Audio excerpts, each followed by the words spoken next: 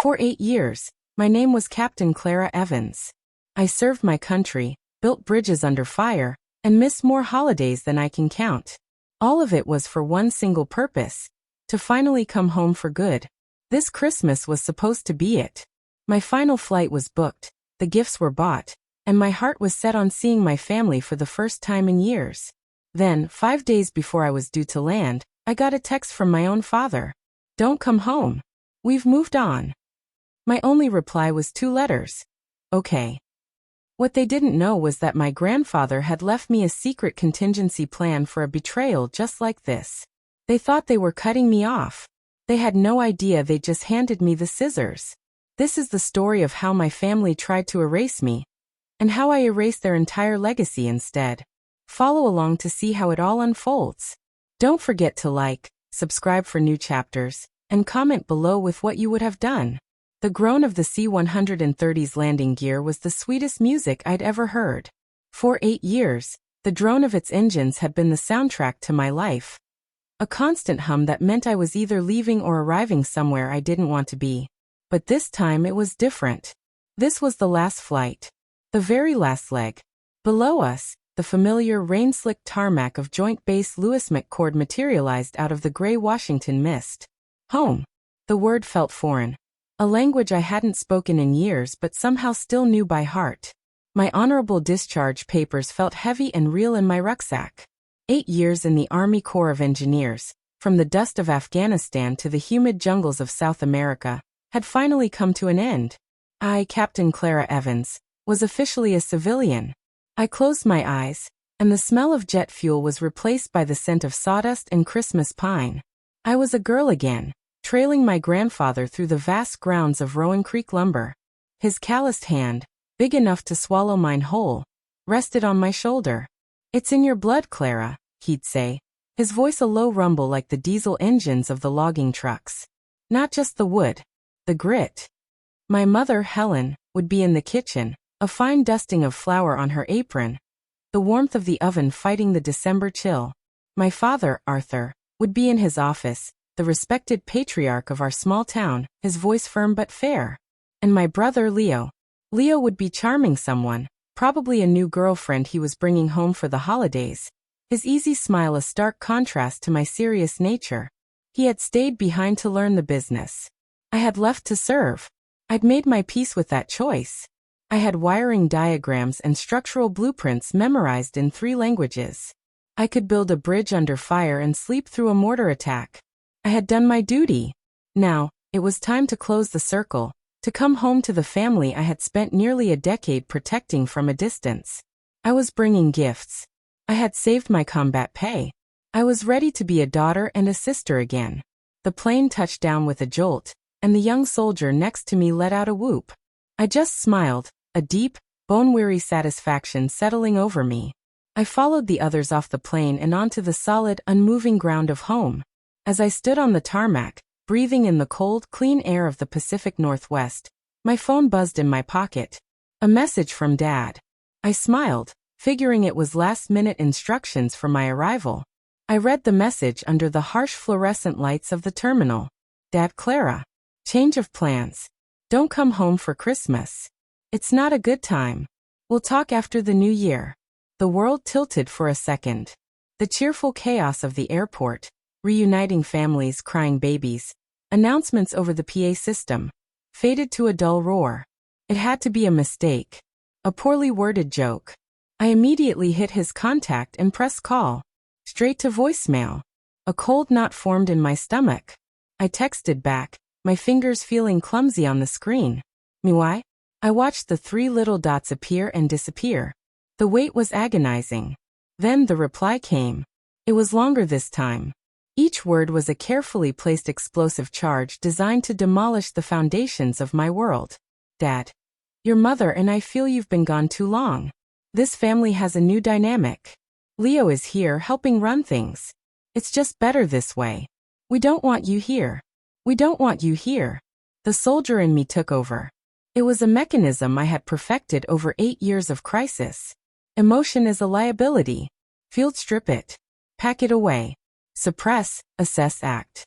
The shock receded, replaced by an Arctic calm. The warmth I'd felt just minutes ago on the tarmac vanished, leaving behind a cold, hard certainty. They had made a decision. They had issued an order. And I, a soldier to my core, knew how to follow an order. I stood there for a full minute, my rucksack digging into my shoulders. Then, with a slow, deliberate calmness, I typed my reply. 2 letters. A full stop. The end of a conversation and the beginning of a war. Okay. I didn't break down. I didn't cry. I pivoted. My training had taught me to adapt to a hostile environment, and the world had just become hostile territory. First, I walked to the airline counter and in a polite, even voice, canceled my connecting flight to the small regional airport near my hometown. The ticket agent gave me a sympathetic look. Holiday plans change, she said. You have no idea, I thought. Next, I took a shuttle to a sterile, anonymous airport hotel. In the quiet of the room, I unzipped a hidden compartment in my rucksack and pulled out a worn leather portfolio. It was my grandfather's. Inside, past old photos and letters, was a business card. The lettering was simple, embossed. James Albright, attorney at law. My grandfather's voice echoed in my memory, as clear as if he were in the room. It was from a decade ago, just before I left for basic training.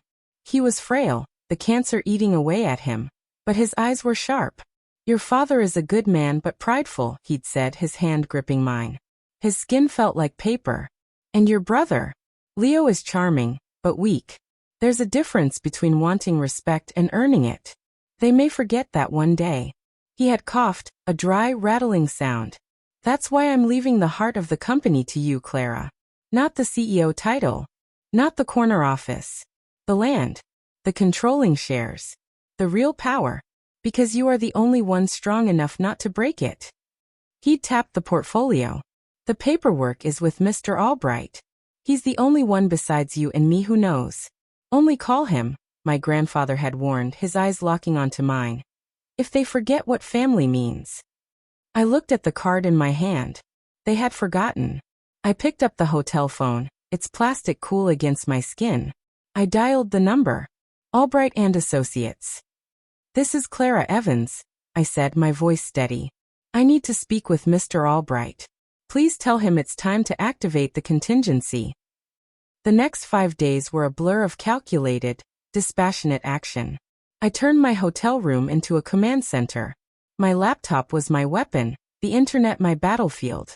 Christmas carols filtered up from the lobby, a sickeningly sweet soundtrack to the demolition I was engineering. Mr. Albright, a voice of calm authority over an encrypted video link, was my executive officer. We moved with military precision. He had been waiting for my call for 10 years. The plan my grandfather had laid out was meticulous, legally ironclad, and devastating. My 51% controlling interest wasn't just a number on a page. It was the key to everything. Rowan Creek Lumber's value wasn't in its name or its aging equipment. It was in the thousands of acres of prime Pacific Northwest timberland, held in a trust my grandfather had established and made me the sole beneficiary of upon his death. My father and brother had been acting as stewards, but they were merely tenants. I was the landlord, and I was evicting them. Mr. Albright initiated contact with Apex Holdings, a national development conglomerate that had been trying to buy out Rowan Creek for years. My father had always rebuffed them out of pride. When Albright informed them that the controlling shareholder was now ready to sell, they moved with predatory speed. While families outside my window were buying Christmas trees, I was poring over deeds and asset logs. While they were wrapping presents, I was executing digital signatures on multi-million-dollar transfer agreements. Each click of the mouse was a nail in the coffin of the life I was supposed to have. I felt nothing but the cold satisfaction of a mission being executed flawlessly. The final paperwork came through on the afternoon of Christmas Eve. All it needed was my final digital signature. My finger hovered over the trackpad. This was it. The point of no return. A quiet click echoed in the silent room. Done. The confirmation email arrived instantly. Sale complete. Funds in escrow. There was no triumph. No surge of victory. Just a hollow echo in the vast, empty space where my family used to be. I had successfully dismantled my own legacy. I had sold my name, my history, the ground my grandfather had walked, all for a sum of money with too many zeros to feel real. That evening, I went down to the hotel restaurant. It was filled with the warm chatter of other people's families. I sat alone at a small table and ordered the most expensive steak on the menu and a glass of scotch. I ate slowly, methodically.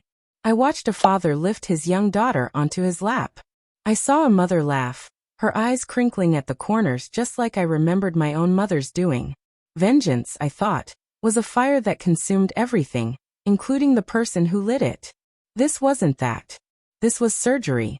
A clean, precise amputation to remove a part of me that had become toxic. They didn't want me? Fine. Then they couldn't have any part of me, including the inheritance they had taken for granted. Back in my room, I looked at my phone. It was silent. They had no idea what was coming. The first representatives from Apex Holdings would be arriving at the Rowan Creek office at 9 a.m. tomorrow. Christmas morning. I took a long hot shower, letting the steam wash away the phantom scent of pine and sawdust. I put on a clean t-shirt, slid between the cool, crisp hotel sheets, and for the first time in 5 days, I deliberately powered my phone off. The storm would break tomorrow. Tonight, I would grant myself a silent night. I let myself sleep in on Christmas morning. The hotel room was quiet, the light outside a flat, indifferent gray. For a few blissful moments after waking, I forgot everything. I was just a traveler in a comfortable bed. Then memory returned swift and sharp. Today was the day. I sat on the edge of the bed, took a deep breath, and picked up my phone. The moment I powered it on, it convulsed in my hand as if struck by lightning. The screen lit up like a switchboard on fire, a tidal wave of notifications flooding in. 25 missed calls. Arthur, Helen, Elio, Arthur, Elio, Aunt Catherine, Helen. The list scrolled on and on. Then came the texts. A chaotic waterfall of desperation and rage. Leo, Clara, call me now. Dad, what did you do? There are men in suits at the office. Mom, honey, there's some terrible mistake, please call us. Leo, answer your phone. This isn't funny. Dad, you selfish bitch, you've ruined us. I scrolled through them, my face impassive. They were predictable. A script I had already written in my head. But then I saw it. Tucked in the missed call log was a number I didn't recognize, from a prestigious Seattle law firm. There was a voicemail. I pressed play, holding the phone to my ear. Ms. Evans, a man's voice tight with stress practically squeaked. This is Mr. Vance, attorney at law, representing your father, Arthur Evans. I am advising you to cease your illegal hostile action against Rowan Creek Lumber immediately. You have no authority to enact this fraudulent sale. We will be pursuing all legal avenues. He was still talking, a string of blustering threats, when I ended the call. A grim smile touched my lips. Fraudulent? He had no idea. The first missile had found its target. I dialed Mr. Albright's number. He answered on the second ring, his voice the epitome of calm. Merry Christmas, Clara, he said, a hint of amusement in his tone. Is it done, James? I asked, skipping the pleasantries. As a Christmas turkey, he confirmed. I've just received a rather frantic call from a Mr. Vance. It seems the Apex Holdings delegation arrived as planned. Right at 9 a.m. He painted the picture for me. My family, likely sitting around the fireplace in the great room of the house my grandfather built, sipping coffee, trying to figure out why I wasn't answering my phone. Then the sleek black sedan pulling up the long, gravel driveway. The men in sharp, dark suits, carrying briefcases. They hadn't gone to the house, of course. They had gone straight to the main office building on the property. Arthur and Leo, annoyed at the Christmas Day interruption, had met them at the door. The Apex representatives had been polite, professional, and utterly ruthless. They presented the paperwork, the fully executed, legally ironclad sale agreement. They explained that as of 1637 Pacific Standard Time yesterday, Apex Holdings was the sole owner of all Rowan Creek Lumber assets, including the land, equipment, and brand name. And my family's reaction? I asked, my voice low. Shock, followed by theatrical disbelief, and then I'm told a rather impressive amount of sputtering rage from your father, Albright said dryly. But here's the beautiful part. The Apex transition team informed Arthur and Leo that, per the terms of the acquisition, Their services have been retained as temporary consultants for the next 90 days to ensure a smooth transition. I closed my eyes, savoring the brutal, corporate elegance of it. So they're being paid to watch us dismantle their kingdom.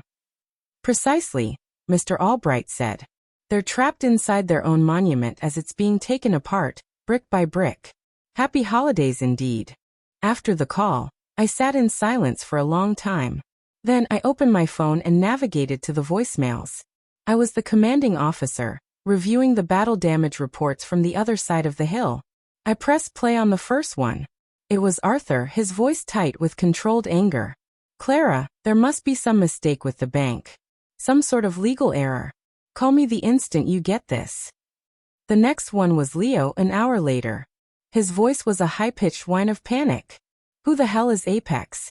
What is this sale agreement? Mom is crying. You have to fix this, Clara. This is insane. An hour after that, Arthur again. The control was gone, replaced by pure, impotent fury. How dare you? After everything we've given you.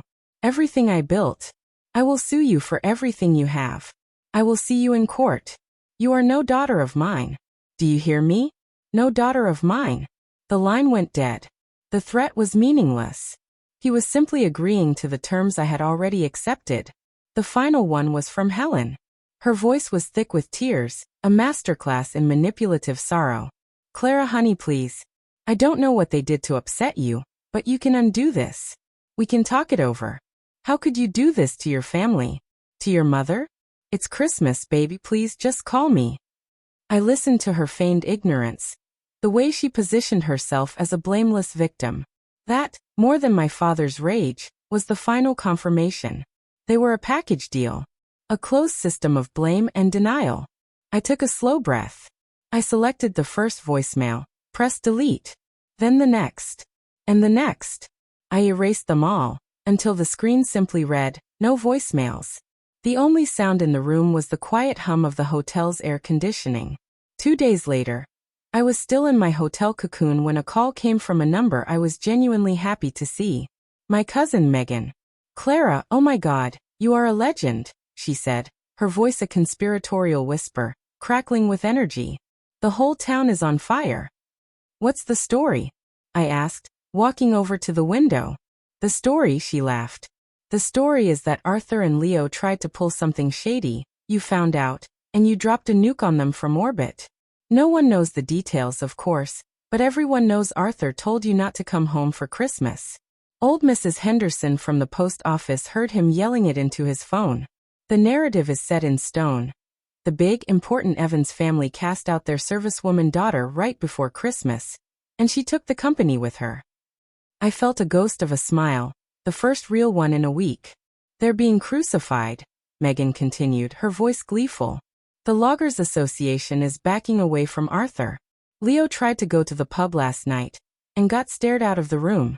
People are on your side, Clara. They see a soldier who served her country getting screwed over by her greedy family. Arthur and Leo look like fools, and your mom looks weak for letting them do it. They've lost more than the company. They've lost the town. Hearing it confirmed was a strange relief. It wasn't just about money or a legal victory. It was about the truth. And for the first time, the truth was on my side. Thanks, Megan, I said, and I meant it. Keep me posted. Are you kidding? She said. This is the most exciting thing to happen here since that bear got into the elementary school. I'm your field agent. A week after Christmas, I was on a plane again, but this time I was flying toward the sun. I landed in San Diego and with a portion of the initial wire transfer from Albright, leased a modern, furnished condo with a balcony overlooking the Pacific. The air was warm and smelled of salt and possibility. I spent the first few days just walking. I walked along the beach, watching the surfers.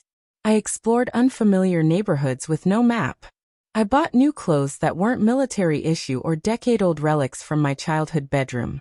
One evening, sitting on my balcony as the sun bled orange and purple into the ocean, I finally allowed myself to process everything. This wasn't just about revenge. Revenge is a cage. It traps you in the same room as your enemy forever. This was a prison break. They had viewed me not as a daughter or a sister, but as a silent, distant asset on a balance sheet. An obstacle to be managed. My coming home had been a problem to be solved, and their solution was to excise me. So I had simply completed the surgery they had started. I had freed myself from the weight of their expectations, their disappointments, and their toxicity. I hadn't destroyed my family's legacy. I had liberated myself from it, taking only what was rightfully mine. The anger I had suppressed was finally fading, replaced not with joy, but with something far more valuable. A quiet, expansive sense of peace. The past was a closed book. The future was an empty page, and for the first time in my adult life, I was the only one holding the pen. Life in San Diego took on a rhythm. I established a P.O. box, opened new bank accounts, and began the quiet, administrative work of building a new identity. One afternoon, I unlocked my new mailbox and found a thick, cream-colored envelope inside. The letterhead was from Vance, McGinnis and Fry, attorneys at law. Their last-ditch effort. Inside, the letter was a masterpiece of impotent legal rage. It accused me of unlawful conversion of assets, fiduciary malpractice, and my personal favorite, the deliberate and malicious infliction of emotional distress. It demanded I reverse the sale immediately or face a lawsuit that would strip me of every penny. I read it twice, then I called Mr. Albright. I started reading the letter to him, but he cut me off with a hearty laugh. "Clara, that's the legal equivalent of a cornered animal baring its teeth," he said. "It's meaningless. They have no standing. They can't sue you for selling something you legally own. If anything, they should be grateful Apex Holdings didn't pursue them for mismanagement." He paused, and I could hear the smile in his voice. "Frankly, Clara, the only thing your father committed fraud on was the idea that he owned the company you just sold." His words were a final, decisive hammer blow to their power. After I hung up, I looked at the pompous, threatening letter in my hand. It wasn't a weapon against me anymore. It was a confession of their own desperation. I calmly tore it into 4 neat squares and dropped it into the recycling bin. A few weeks later, my cousin Megan called again. Her voice was different this time, less gossipy, more somber. "I know why they did it, Clara," she said quietly. "The real reason." She had pieced it together from a tearful, drunken confession from our Aunt Catherine at a family dinner she'd been forced to attend. It wasn't just about pride or my long absence. It was about Leo. My charming, feckless brother had apparently racked up over $500,000 in gambling debts, and had made a series of secret, disastrous investments with company funds. To cover the hole before the annual audit, he and my father had a plan. Sell off the Old Creek parcel, a valuable, undeveloped tract of land, to a shady developer who wouldn't ask too many questions. They thought they could do it quietly. My announcement that I was coming home for good threw a wrench in their secret, criminal plan. A sale of that magnitude would require the signature of the majority shareholder. Me. They knew if they asked me, I'd look at the books and their entire house of cards would collapse. So they panicked. Their cold, cruel message wasn't just a personal rejection. It was a desperate, calculated attempt to keep me away, to keep me silent, so they could steal from me to cover their own failures. As Megan spoke, the last vestiges of my anger didn't flare up. They turned to ash. It was so much simpler and so much uglier than I had imagined.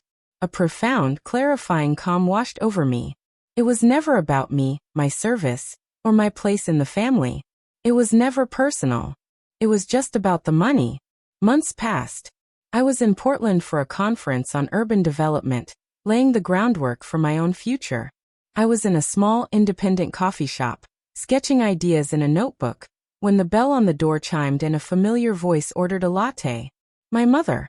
I froze, my pen hovering over the page. She hadn't seen me. I could have stayed silent, let her leave, but that felt like hiding. I was done hiding. I stood up. "Mom." Her head snapped toward me.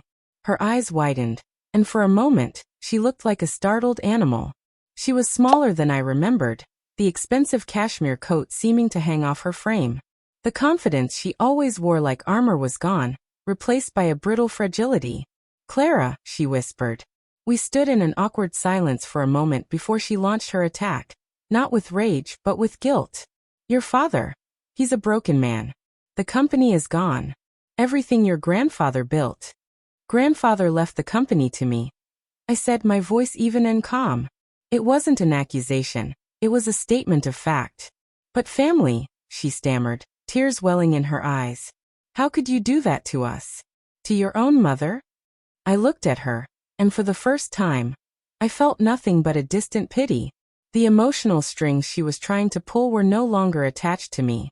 You stood by while Dad and Leo tried to steal my inheritance after you told me I wasn't welcome in my own home, I said, my voice devoid of heat. There is nothing left to say. I placed a $10 bill on my table, enough to cover my coffee and hers. I walked past her, out the door, and into the cool Portland air without looking back. The final cord had been cut. By the fall, my new company was born. I called it Keystone Statecraft. Using my capital and my years of experience in the Army Corps of Engineers, I started a business designing and building high-quality, affordable modular homes, with a focus on creating housing solutions for veterans. It was hard, all-consuming work. I found a small warehouse space, hired a crew, and poured everything I had into it. My foreman, a retired Marine sergeant named Dave, was a gruff, brilliant organizer who could build anything. My project manager, a young Air Force veteran named Maria, was a logistics genius. We weren't just colleagues. We were a unit. We understood each other's shorthand. We knew the meaning of service and the challenges of coming home. We were building more than houses. We were building a community, a new kind of family forged in shared purpose, not inherited obligation. I'd come home from a long day covered in sawdust and paint, more exhausted and more fulfilled than I had ever been running on a treadmill at some distant forward operating base. This was a different kind of building. This legacy was mine. 1 year to the day after I had replied okay, I was standing in the open-plan living room of the first home my company had built, my own. The house was filled with light, laughter, and the smell of roasting turkey. Dave, Maria, and the rest of my crew were there with their families. Friends I'd made in San Diego mingled with veterans we'd helped through our foundation. This was my home. This was my family. There was no strained silence, no hidden resentment, only the loud, joyful chaos of people who chose to be together. I was refilling a bowl of chips in the kitchen when my phone buzzed on the counter. I glanced at it. A text from an unknown number. Clara, it's Dad. I was wrong. I'm sorry. I read the words. A simple, 2-sentence apology. A year too late and $1 million short. There was no anger, no swell of victory, no emotion at all. It was just a message from a stranger I used to know. An echo from a life I no longer lived. Dave called my name from the living room, holding up an empty beer bottle with a grin. I smiled back. I left the phone on the counter, unanswered. I walked back into the heart of the party, into the warmth and the light, and picked up my own drink. Home wasn't a place you were from. It was a place you belonged. And I was finally, unequivocally home. And that's the end of Clara's story. Thank you so much for following along on this journey of betrayal and retribution. I'd love to hear your overall thoughts. Was Clara's revenge justified? Was it too cold? Did her family get what they deserved? Now for the final, most important question, and I want to see your vote on this in the comments. The story ends with Clara ignoring her father's final, desperate apology. She chose her new peace over engaging with her past. If you believe she was 100% right to ignore him, and that her family deserved the silence, comment #justice. But if you believe that true strength means facing the past, and she should have replied, even just to tell him it's too late, comment #forgive.